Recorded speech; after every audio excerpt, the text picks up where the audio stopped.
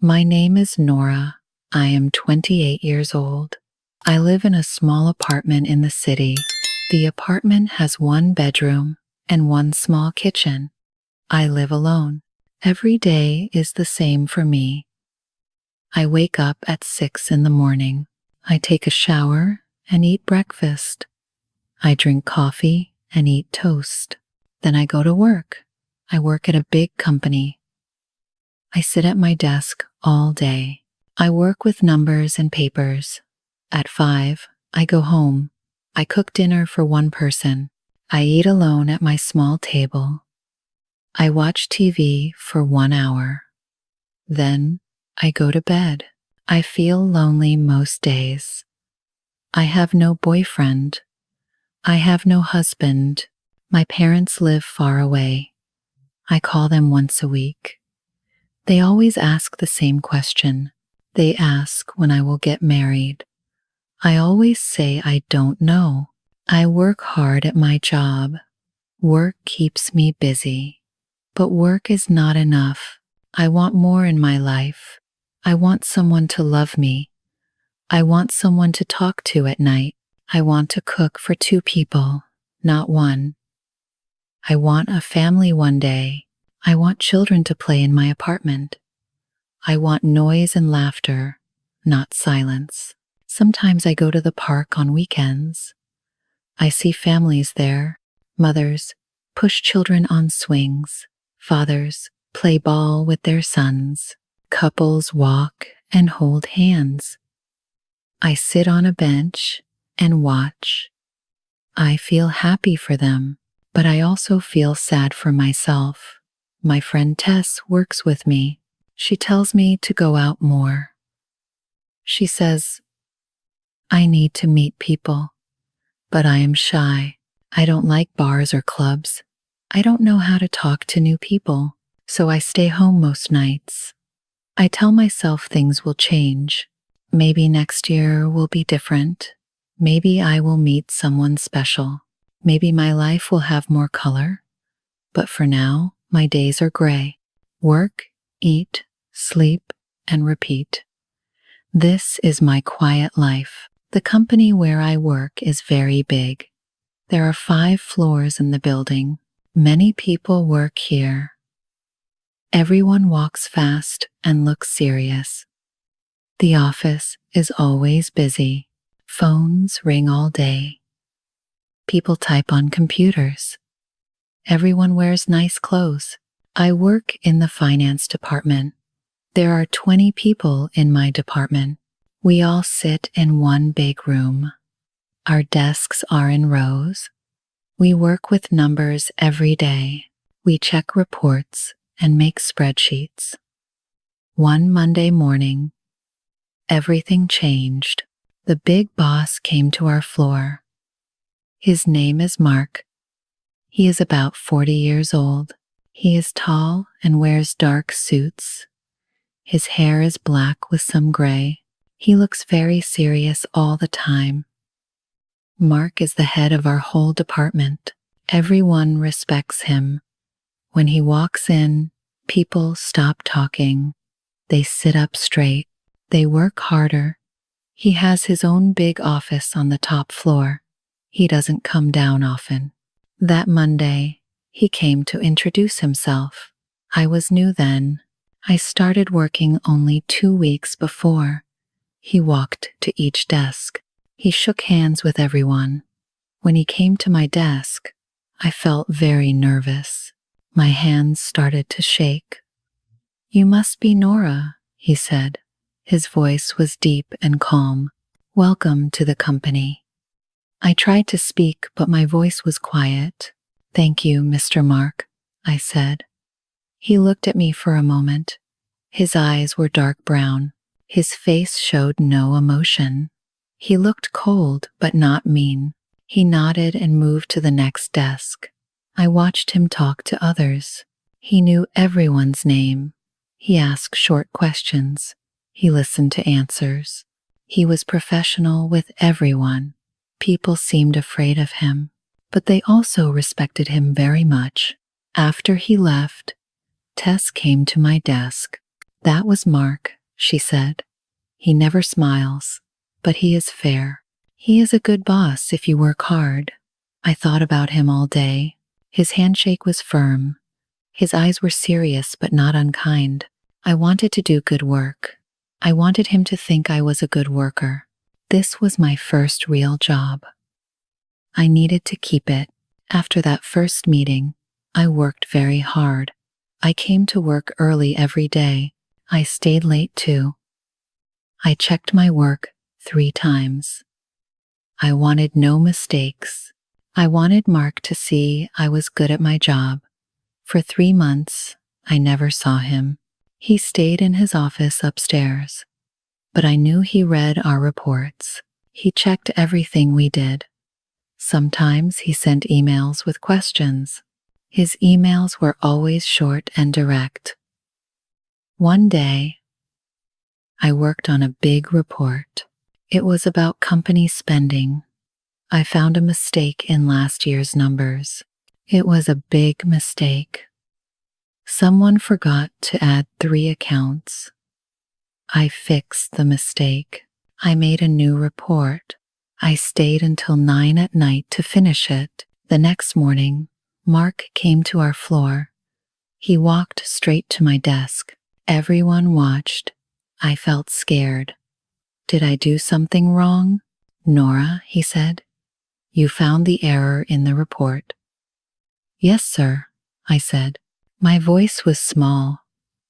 Good job, he said. Not many people would see that. Those 2 words changed everything. Good job. No one ever said that to me at work. I felt proud for the first time. I felt seen. He saw my hard work. He noticed me. He started to leave but then stopped. He turned back to me. For 1 second, I saw something on his face. It was very small. The corner of his mouth moved up. It was almost a smile.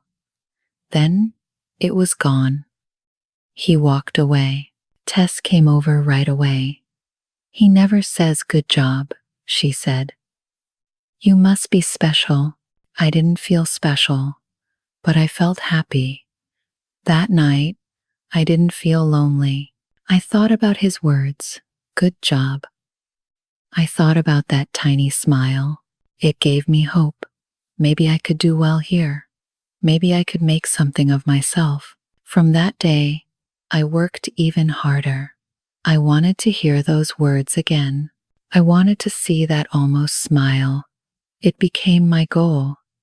Make Mark proud. Do good work. Be the best worker I could be. 2 months passed. I felt good about my work. I was faster with reports now. I made friends in the office. But I was still careful. I still worked very hard. Then one Friday, I made a mistake. It was a stupid mistake. I sent an email to the wrong person. The email had private information about money. I sent it to a client instead of my manager. As soon as I pressed send, I knew. My stomach felt sick. The client called Mark right away. Mark called me to his office. I had to go to the top floor. My legs shook as I walked. Everyone watched me go. They all knew something was wrong. Mark's office was big and quiet. He sat behind a large desk. There were big windows behind him. The city looked small from up there. He pointed to a chair. I sat down. You sent confidential information to a client, he said. Yes, sir. I'm very sorry. My eyes filled with tears. It was a mistake. This is serious, Nora. His voice was calm but firm. This could hurt the company. I thought he would fire me. I was ready to pack my desk. I looked at my hands. They were shaking. A tear fell on my skirt. But then Mark did something unexpected. He stood up and got me a tissue. He handed it to me gently. Then he sat on the edge of his desk, closer to me. Everyone makes mistakes, he said. His voice was softer now. The important thing is to learn. He spent 30 minutes teaching me. He showed me how to check emails. He taught me a system to avoid mistakes. He was patient and kind. He didn't shout or get angry. I made the same mistake once, he said. My boss was not so understanding. I looked up at him. For the first time, he seemed human, not just a boss, but a person who understood mistakes, a person who knew how it felt to be scared. Thank you for teaching me, I said. It won't happen again. I know it won't, he said. You're a good worker, Nora. I left his office feeling different. I wasn't fired. He helped me instead. He was kind when he could be mean. I saw another side of Mark that day. Under the serious face was a kind heart. After the email mistake, things changed between Mark and me. He came to our floor more often. Sometimes he stopped at my desk. He asked about my work. The conversations were short but nice. One morning, I arrived early. Only a few people were there. I went to the kitchen to make coffee. Mark was already there. He was making coffee too. Good morning, Nora, he said. You're here early. I like the quiet morning, I said. I can think better. He poured coffee into 2 cups. He handed one to me. How do you take it? He asked. Just milk, please, I said. He added milk to my cup. We stood there for a moment. The office was quiet around us. The morning sun came through the windows. Do you like working here? He asked. Yes, very much, I said. I learn something new every day. That's good, he said. Keep learning. This became our routine. When we both arrived early, we had coffee. We talked about small things. The weather, the news, sometimes work. The conversations were never long, but they were the best part of my day. Mark started to ask about my life. What did I do on weekends? I answered his questions. I asked him some questions too, but he didn't say much about himself. One day, he brought me a book. You might like this, he said. It's about finance, but easy to read. I took the book home. I read it that weekend. It was interesting. The next week, we talked about it. He smiled when I told him my thoughts. A real smile this time. Tess noticed the change. Mark likes you, she said one day. He's just being nice, I said. But my face turned red. I started to look forward to work, not just for the job, but to see Mark, to have our morning coffee, to see his small smiles. My days were brighter now. The gray was turning to color. But I was careful. He was my boss. I couldn't have feelings for him. That would be wrong. So I kept my feelings hidden. I enjoyed our friendship. That had to be enough. At night, I couldn't stop thinking about Mark. I lay in bed and remembered our conversations. I thought about his smile. I thought about his kind eyes. I thought about how he helped me when I made mistakes. This was wrong. He was my boss. I was just an employee. There were rules about these things, but my heart didn't care about rules. My heart wanted what it wanted. I tried to stop these feelings. I told myself he was just being friendly. He was a good boss to everyone. I wasn't special. But then I remembered the coffee, the book, the way he looked at me sometimes. One day, Tess and I ate lunch together. She looked at me and asked directly, "Do you like Mark?" "What?" "No," I said too quickly. "He's my boss." "So what?" Tess said. "He's not married." "You're not married." "How do you know he's not married?" I asked. "Everyone knows," Tess said. "His wife left him 2 years ago. He lives alone now." This information stayed in my mind. He was alone, like me. Did he feel lonely too? Did he eat dinner by himself? Did he want more from life? I tried to act normal at work, but it was hard.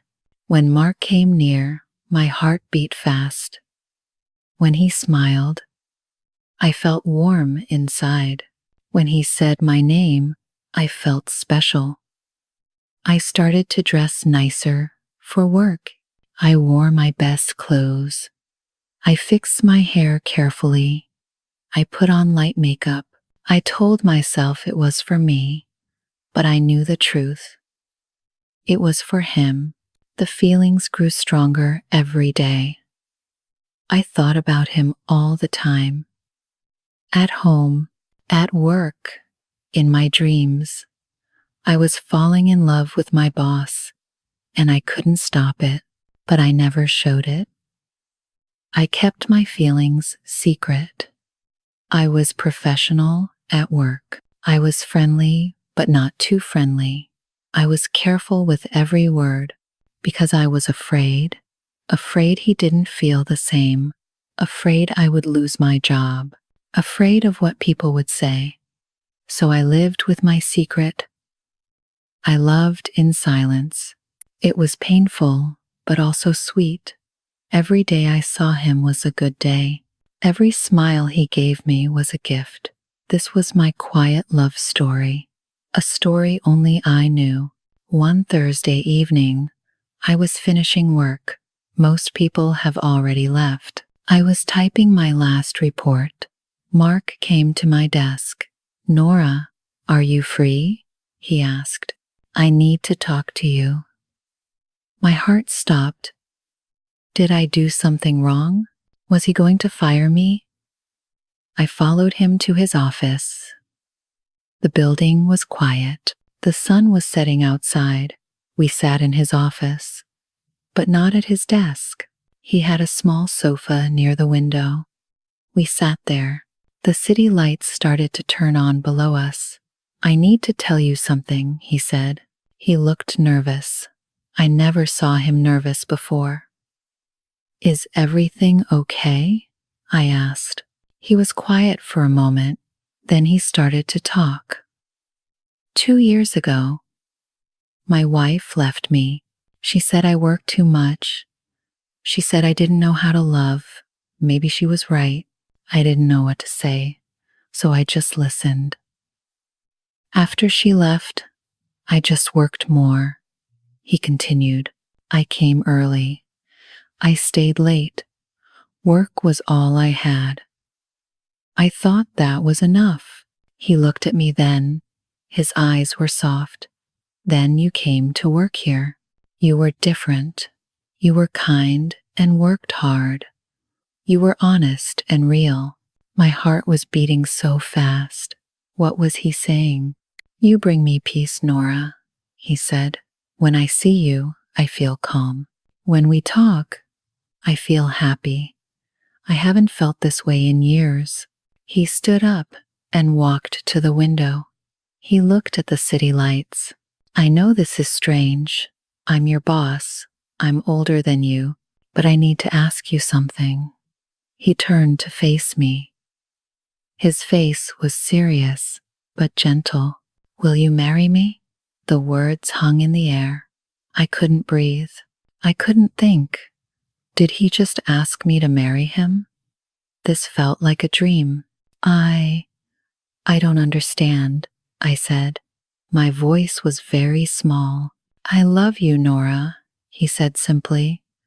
"I want to take care of you. I want to make you happy. Will you be my wife?" Joy and fear mixed inside me. Joy because the man I loved me back. Fear because this was too fast, too strange, too complicated. "I need time to think," I said. Tears ran down my face. "Of course," he said. "Take all the time you need. I'll wait." I left his office in a daze. The man I loved wanted to marry me, but he was my boss. Everything would change. Was I ready for this? That night, I couldn't sleep. Mark wanted to marry me. The words played in my mind, again and again. Part of me was so happy, but part of me was scared. He was 13 years older than me. What would people think? He was my boss. Would people say, I married him for money? For a better job? My parents would worry. My friends would ask questions. I called Tess. I told her everything. She listened without interrupting. What should I do? I asked her. What does your heart say? Tess asked. My heart says yes, I said. But my head says it's complicated. Love is always complicated, Tess said. But do you love him? Yes, I said. I love him very much. Then follow your heart, she said. Forget what people think. I thought about Mark all night. I remembered his kindness when I made mistakes. I remembered our morning coffee talks. I remembered the book he gave me. I remembered how he looked at me. I remembered his gentle smile. He was a good man. He was kind and patient. He was honest and fair. Yes, he was older. Yes, he was my boss. But he was also the man I loved. The next morning, I went to his office early. He was there, waiting. He looked tired. Maybe he didn't sleep either. I have an answer, I said. He stood up. His face showed hope and fear. Yes, I said, I will marry you. His face changed. The serious boss disappeared. A happy man stood there instead. He walked to me and took my hands. His hands were warm and strong. I promise to love you, he said. I promise to respect you. I promise to make you happy. I believe you, I said. We decided to keep it quiet at first. We didn't want problems at work, but secrets are hard to keep. People started to whisper. They saw us leave together. They noticed our smiles. I told my parents. They were worried at first. He's too old, my mother said. He's your boss, my father said. Mark came to meet them. He wore his best suit. He brought flowers for my mother. He was respectful and polite. He talked about his plans for our future. He promised to take care of me. Slowly, my parents started to like him. They saw he was a good man. They saw how happy I was. Finally, they gave us their blessing. We got married 3 months later. It was a small wedding. Only family and close friends came. I wore a simple white dress. Mark wore a black suit. The ceremony was in a small church near the city. Tess was my bridesmaid. She cried during the ceremony. My parents sat in the front row. My mother cried too. My father tried not to cry. Mark's brother was his best man. When Mark said I do, his voice was strong and clear. When I said I do, my voice shook a little, but I meant it with all my heart. At work, things were different now. Mark was still my boss there. We kept it professional. He didn't give me special treatment. I worked just as hard as before, maybe harder, to show I deserved my job. But at home, everything was different. We cooked dinner together. Mark was good at cooking. He taught me how to make pasta. I taught him how to make my mother's soup. We laughed when we made mistakes in the kitchen. We talked for hours at night. Mark told me about his childhood. He told me about his dreams. He told me about his first marriage and why it failed. I told him my stories too. We learned about each other. The whispers at work slowly stopped. People saw we were professional. They saw I still worked hard. They saw Mark was still fair with everyone. Some people were happy for us. Some people still thought it was strange. But we didn't care anymore. My parents visited often. They grew to love Mark. He fixed things in their house. He helped my father with his computer. He listened to my mother's long stories. They started to call him son. Our apartment was full of life now. Music played in the morning. We danced in the kitchen sometimes. We watched movies together on the sofa. We read books in bed. The silence was gone. The loneliness was gone. I felt peace for the first time in my life. I had love. I had a partner. I had a future. The gray days were gone. Every day had color now. Now I look back at my old life. I remember the lonely nights. I remember eating dinner alone. I remember the quiet apartment. I remember feeling invisible. Everything is different now. I'm not alone anymore. I have Mark. We have been married for 1 year now. Every day I love him more. Every day he shows me kindness. I'm different too. I'm not shy anymore. I speak up in meetings. I share my ideas. I know my worth. Mark helped me see it. Love made me braver. I'm also stronger. When people said mean things about our marriage, I didn't break. When work was hard, I didn't give up. When we had our first fight, I didn't run away. I stayed and worked through it. Work is still important to me, but it's not everything. I have balance now. I work hard from 9 to 5. Then I go home to my husband. We have dinner. We talk. We plan our future. We want children soon. My parents are proud of me.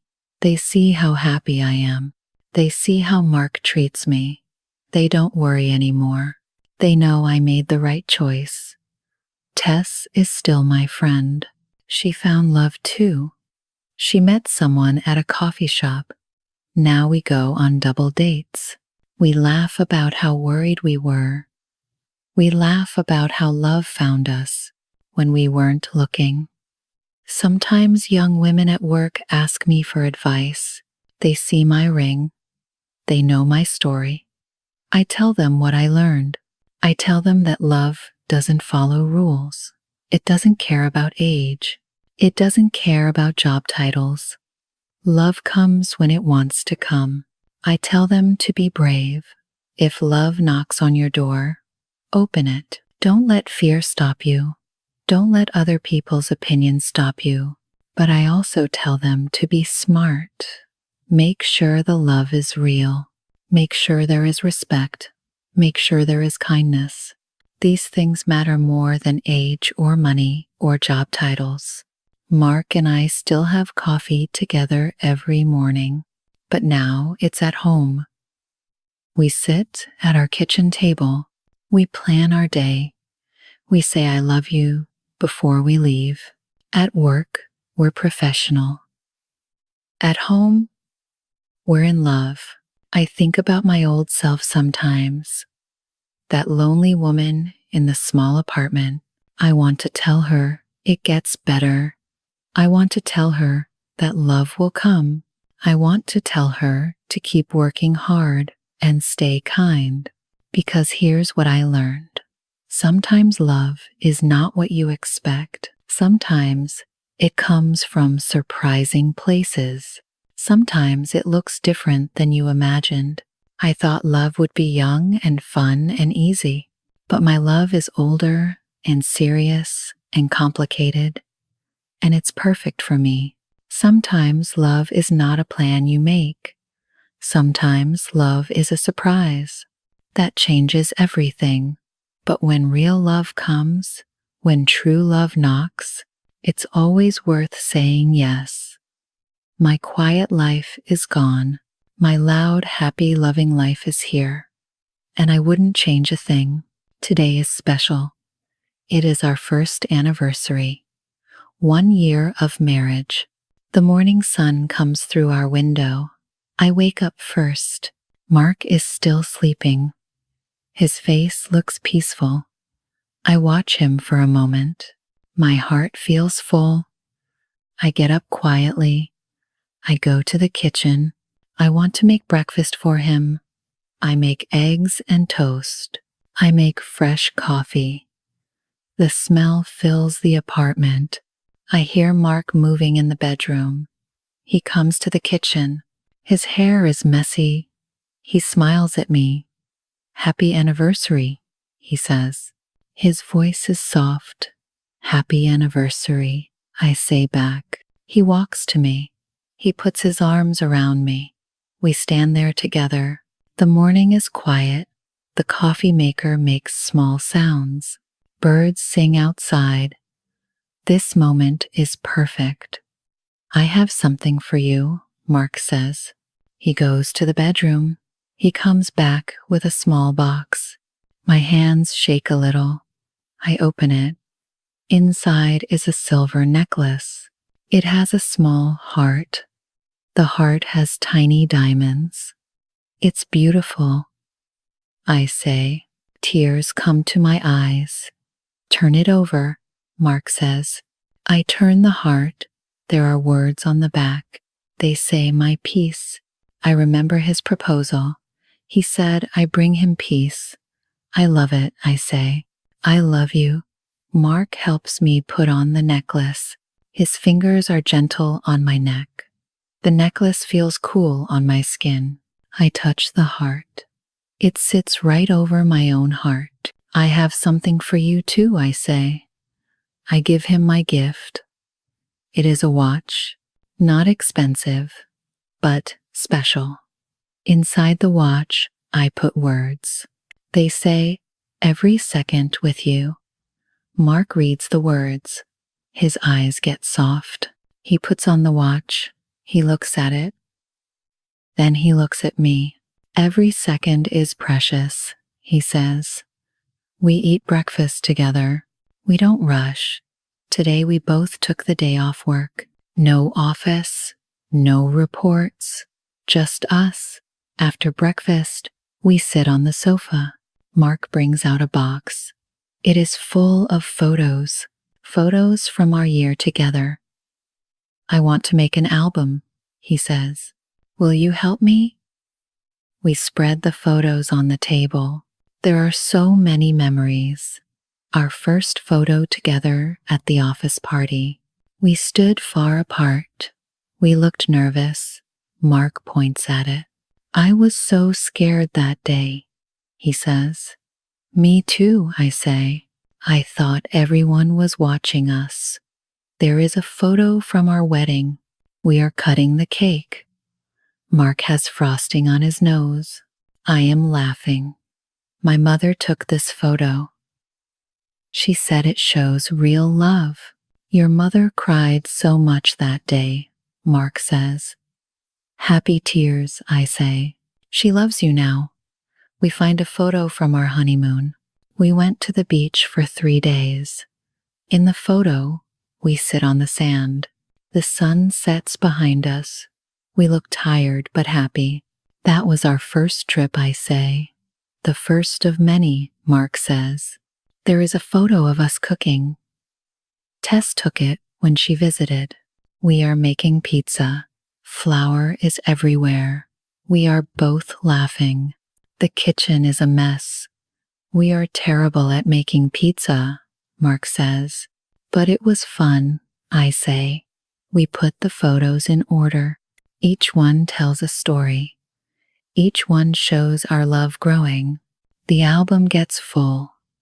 Our first year there.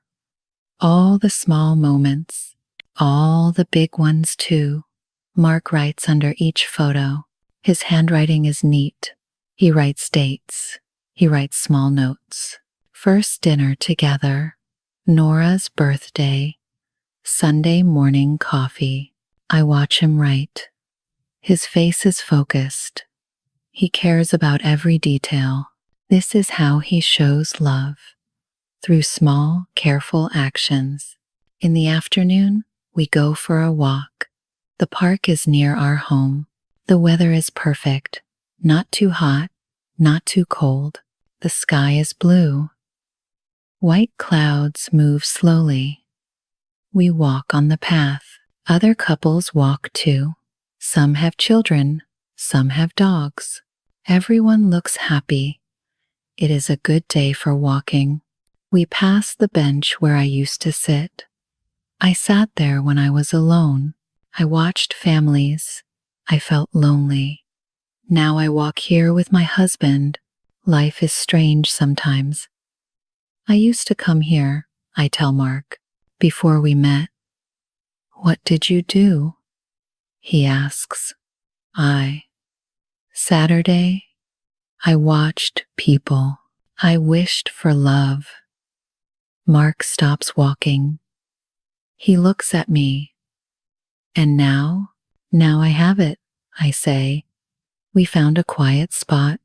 We sit on the grass. Mark brought a blanket. We spread it out. The grass smells fresh. The sun feels warm. I lie down. Mark lies next to me. We look at the clouds. That one looks like a rabbit, I say. I point at a cloud. I see a car, Mark says. We play this game. We find shapes in clouds. We laugh at silly ideas. Mark sees a dancing bear. I see a flying fish. Time moves slowly. There is no rush. A butterfly comes near us. It is orange and black. It lands on my hand. Its wings move slowly. Mark watches. He doesn't move. The butterfly stays for a moment. Then it flies away. That was magical, Mark says. Like this whole day, I say. We walk more in the park. Then I see someone familiar. It is an old friend from school. Her name is Anna. I haven't seen her in years. She walks with a man. He must be her husband, Nora. Anna calls out, "Is that you?" We stop. Anna comes over. She looks the same, maybe a little older. Her smile is big. She hugs me. "This is my husband, Paul," she says. "This is my husband, Mark," I say. The men shake hands. Anna looks at Mark. Then she looks at me. I see surprise in her eyes. Mark is older. She notices. "How long are you married?" Anna asks. 1 year today, I say. "It's our anniversary." "How wonderful," Anna says. But her voice sounds strange. We talked for a few minutes. Anna tells me about her life. She has 2 children. She works part-time. She seems happy, but she keeps looking at Mark. She looks confused. Finally, Anna and Paul leave. They walk away.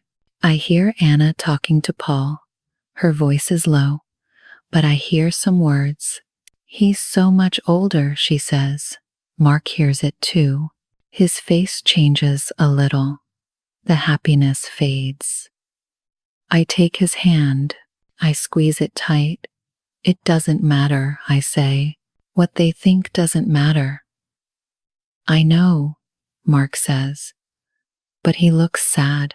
"Look at me," I say. He looks. "You are my husband. I chose you. I choose you every day." Mark smiles again. Not fully, but enough. We continue walking. Anna's words float away. They don't belong in our day. We go home in the late afternoon. We want to make a special dinner. We planned the menu yesterday. Chicken with herbs, roasted vegetables, chocolate cake for dessert. Mark starts with the chicken. He adds garlic and rosemary. The smell fills the kitchen. I cut vegetables, carrots, potatoes, peppers. My knife moves steadily. We work side by side. Music plays softly. It is our wedding song. Mark stops cooking. He takes my hand. We dance in the kitchen. Slow and gentle. My head rests on his shoulder. His arms are strong around me. The timer rings. The dance ends. Mark checks the chicken. I put vegetables in the oven. We work like a team. No words needed. We know our rhythm. I make the salad, fresh lettuce and tomatoes. Mark sets the table. He uses our good plates, the ones from our wedding. He lights 2 candles. The flames dance softly. It looks perfect, I say. You look perfect, Mark says. I wear a blue dress. It is Mark's favorite. He wears a nice shirt, no tie. He looks relaxed and handsome. The food is ready. We bring it to the table. Everything smells wonderful. We sit across from each other. The candles make soft light. Mark pour grape juice. We don't drink wine. We clink our glasses. To our first year, Mark says. To many more, I say. We eat slowly. The food is delicious. Mark's chicken is perfect, tender and full of flavor. The vegetables are just right, not too soft, not too hard. Tell me something, Mark says. What was your favorite day this year? I think for a moment. There were many good days. The day you proposed, I say. I was scared, but also so happy. Why scared? Mark asks. Everything was changing. My whole life. It was big. Are you still scared? He asks. No, I say. Now I feel safe. Mark reaches across the table. He takes my hand. His thumb rubs my fingers. Such a small gesture, but full of love. What was your favorite day? I ask him. Our wedding day, he says, when you said yes. In front of everyone. You chose me. I choose you every day, I say. I know, he says. That's a miracle. We talk about the future. We want to travel. Maybe to the mountains. Maybe to another beach. We want to see new places together. Where do you want to go most? Mark asks. Anywhere with you, I say. It sounds simple, but I mean it. I want to show you Paris, Mark says. The lights at night, the small cafes, you would love it. Maybe next year, I say. Maybe, he says. We should start saving. We talk about children too. We both want them. Maybe in a year or two, when we are ready, when we have more money saved. A little girl, I say, with your eyes. A little boy, Mark says, with your smile. Maybe both, I say. Mark laughs. One at a time, please. After dinner, we hear thunder. Rain starts to fall. It gets heavy quickly. Lightning flashes outside. The lights flicker. Then they go out. The apartment is dark. Don't move, Mark says. I'll get candles. I hear him walking carefully. He knows where everything island. He comes back with more candles. He lights them around the room. The apartment glows softly. We sit on the sofa. The rain hits the windows hard. Thunder shakes the building. But inside, we are warm and safe. I love storms, I say. Why? Mark asks. They make me feel cozy. Safe inside. You are safe, Mark says. Always with me. Lightning flashes again. For a second, I see Mark's face clearly. He watches me. His eyes are full of love.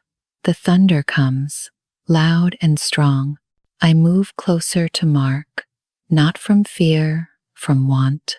I want to be near him. His arm goes around me. I fit perfectly against his side. Tell me about when you were young, I say. Mark tells me stories about his childhood home, about his parents, about his first job. His voice is calm. The storm rages outside, but his voice is my anchor.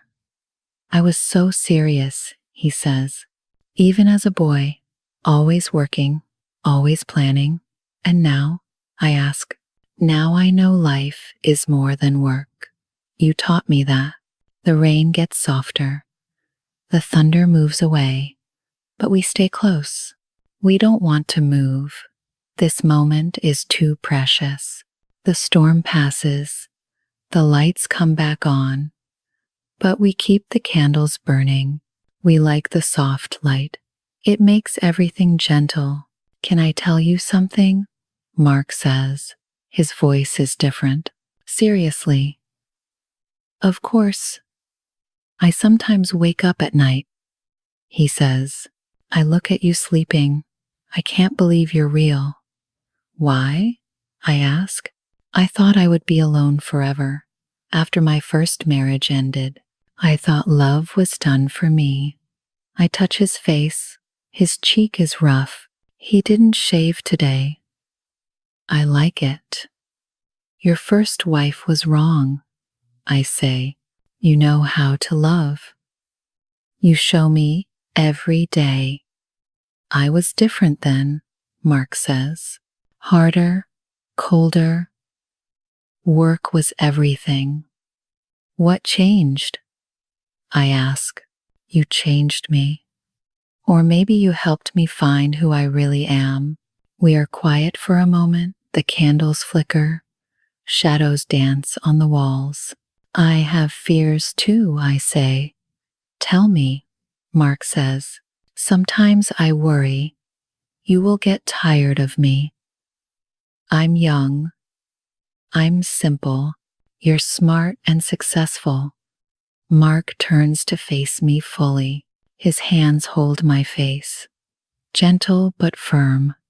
Listen to me, he says. You are not simple. You are pure. You see good in everything, everyone, even in me. That's easy, I say. You are good.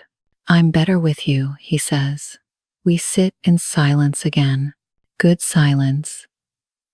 The kind where words aren't needed. The clock ticks. Time passes, but we don't notice. I have one more gift, Mark says. He goes to our bedroom. He brings back an envelope. It looks old. What is it? I ask. Open it, he says. Inside is a letter, Mark's handwriting. But the paper looks old, worn at the edges. Read it, Mark says.